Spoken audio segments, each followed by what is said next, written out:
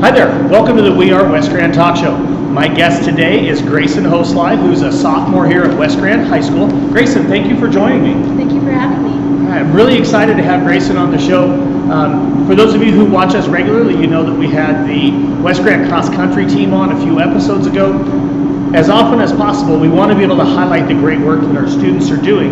And Gracean is one of our students who's involved in so many different things, but really has some exciting things that have been going on with her recently. So Gracean, for our viewers who don't really know you, or maybe know as much about you as you would want them to, maybe tell the audience a little bit about yourself, maybe some of the things you're involved in, not just here at West Grand High School, but you're involved in a lot of things in the community too. Yes. So I am very involved in FFA and 4-H. I have been a couple offices between our club and our council, even here at the chapter. I mainly stick around the agriculture side of things. I really enjoy agriculture and raising and production, so that's kind of what I do. I'm also involved here in the play at school, and that's a lot of fun. That's gotten me out of my shell a little bit more, so I can do things like this. And yeah, that's basically what I participate in. I do a lot of community service projects as well. So I know with 4-H that takes a lot of your time. Yes. And obviously that leads up towards fair and all those kinds of things. Yeah. And then also the stuff that you do with FFA. How do those two activities differ? But then how do they also kind of tie together? So 4-H is more for younger members that aren't in high school yet, and that kind of gets them started on their path to FFA. It's helped me kind of get over the fear of public speaking, so when I'm in FFA I can do those competitions as prepared speaking and creed speaking, and it kind of just, 4-H is more of a starter thing that helps those kids kind of find if this is what they want to do. So when they do get into high school, they can be like, yeah, I want to go join 4-H, or no, I'm going to stick to drama or something else within the school. That's awesome. And so how long have you been involved in 4-H? Since I was 8. Wow. And you held you had like an office that you held, right? Yes. Okay. Yes. Yeah. I've held like presidency of our club, and I've also held presidency of our council, which kind of oversees the whole county. And then this year I'm running for presidency with our district, so then I can go and be on the state officer team and work with the state officers to plan things that 4-Hers want to. Awesome. So now let's move that forward into FFA. And so here at West Grand High School, I know you're active in FFA and you're an officer there. So tell me a little bit about the roles that you have in FFA and what are some of those responsibilities? So this year I am the vice president of our chapter, and basically what the vice president does is they oversee the whole organization or the whole chapter. And so I'm busy making sure events get through, the committees plan their events properly, things like that.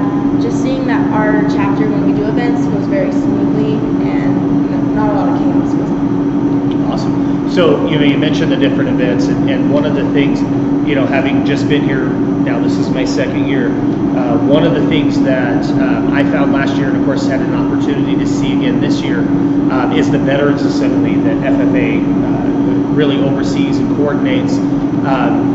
Maybe tell the audience a little bit about kind of what goes on behind the scenes and everything that goes into, you don't have to tell us everything, but what goes into putting on a production like that, because that's a big deal.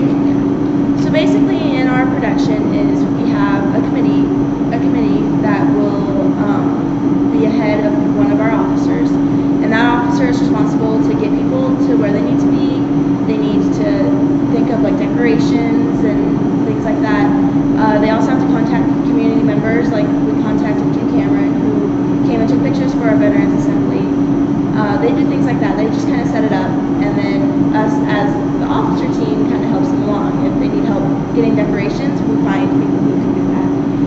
If they need something like one of the veterans can't come or something goes wrong, we help them with that. It's quite a production, it really is, and I know I really enjoyed it, and like I said, both years now, having a chance to see, you guys really do a great job I think the thing that's most important for our community to know is what a great job our kids do of really reflecting on and giving the spotlight to those veterans and for everything that they have done, not just for our community, but for our country in general. It's really a pretty fantastic thing. So I guess now let's take it a little bit further. So I know you have the SAE piece that's connected to FFA. And what I understand is you just received a grant that's going to help you with your SAE. So for those who aren't as familiar with FFA, what is SAE, and then how does this grant help you to complete that work? So SAE is something called a supervised agriculture experience, which our advisor oversees an experience as in, like my SAE is sheep production. So I'll raise my lambs and breed my lambs yearly as my SAE.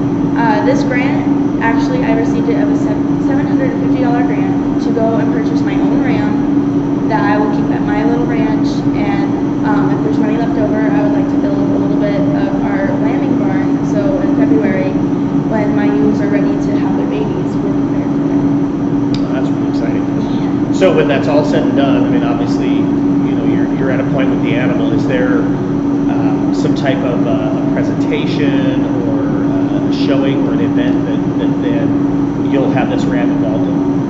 So the ram will actually be shown as a breeding ram, and my ewes will be shown too at the county fair under the FFA. We also have to keep a journal in a program called AET that we log our finances that we make off of them, what we feed them, what we care for them, if we spend any money, if we don't spend any money, and it's just kind of like a record book that we have to continue on for the FFA program. That's a lot of work.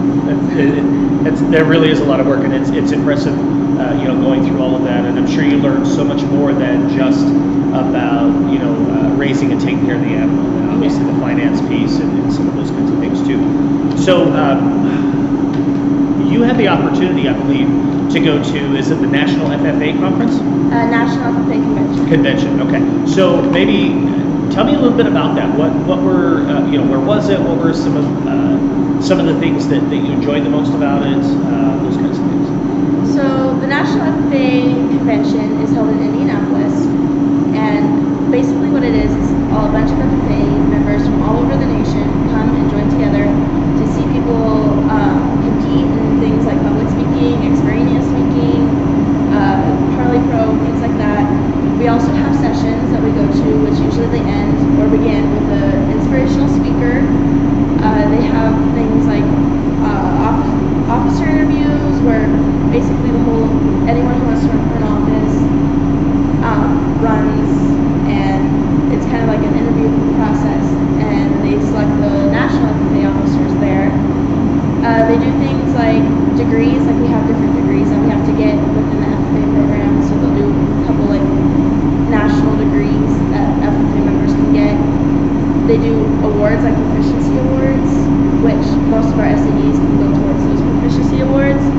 They also do, they have an expo where they have the college fair and career fair that we can go and see if we want to go into the agriculture area, what colleges will help us get there. That's great. So I know you went with North Park High School, correct? Yes. So is this something that, one, you want to go to again, and would you encourage more of our FFA members here at West Grant to attend? I do encourage FFA members to go. I do actually encourage a lot of non-FFA members to join FFA to go to this convention, because it's a very life-changing convention that you see so many different people, meet so many new things, see new things, and it just kind of gets you in that spirit to be an agriculture person, but it also kind of helps you realize if this is something for you.